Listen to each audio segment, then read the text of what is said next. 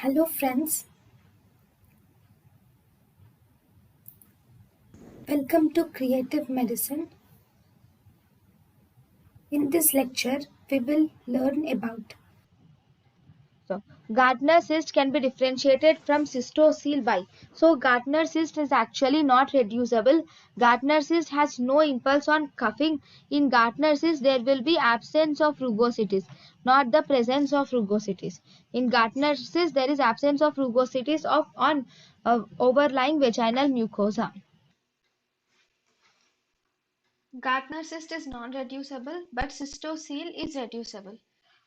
Gardner cyst shows no impulse on cuffing, whereas cystocele shows impulse on cuffing. Gardner cyst is present with rugosities overlying the vagina, whereas Gardner cyst does not show any rugosities over the vaginal mucosa. thank you and thank you for watching.